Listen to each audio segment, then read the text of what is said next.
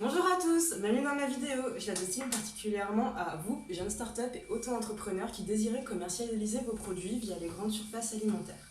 Pour ça, je suis partie de mon expérience personnelle au sein de l'entreprise Potpotam, donc c'est une petite startup avec une idée géniale, commercialiser des petits pots bio et frais pour bébés.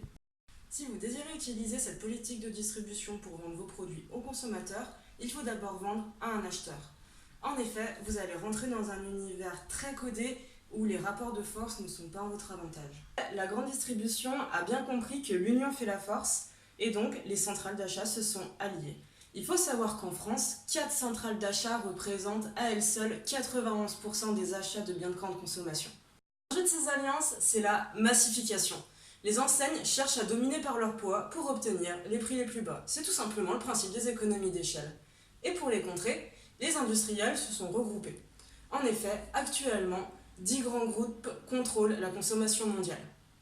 Ce modèle de distribution ne s'est pas construit en un jour. En effet, le XXe siècle a vu passer d'énormes changements socio-culturels et des énormes avancées technologiques, et tout ça a façonné l'hypermarché qu'on connaît aujourd'hui.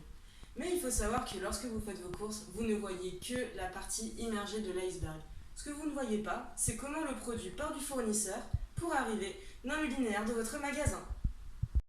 Mais à travers mes recherches et mon expérience chez Potpotam, j'ai constaté que dans certains cas, la grande distribution est également un vecteur de croissance pour les petites entreprises.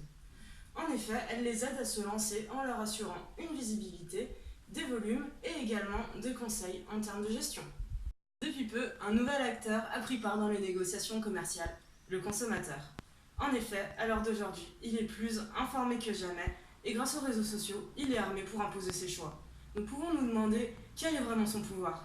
Nous arrivons à ma problématique, quelle stratégie de distribution une start-up dans l'agroalimentaire peut adopter pour lui permettre de se développer dans les grandes surfaces alimentaires. Donc pour y répondre, je continuerai à travers l'histoire de Potpotam de vous réaliser le guide du référencement.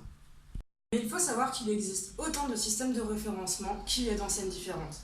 Donc pour analyser tout ça au mieux, l'année prochaine, je réaliserai un questionnaire qualitatif auprès des décisionnaires de la grande distribution pour savoir ce qu'ils attendent d'un nouveau fournisseur, comment ils élaborent leurs critères et surtout, quel mode de livraison ils préconisent.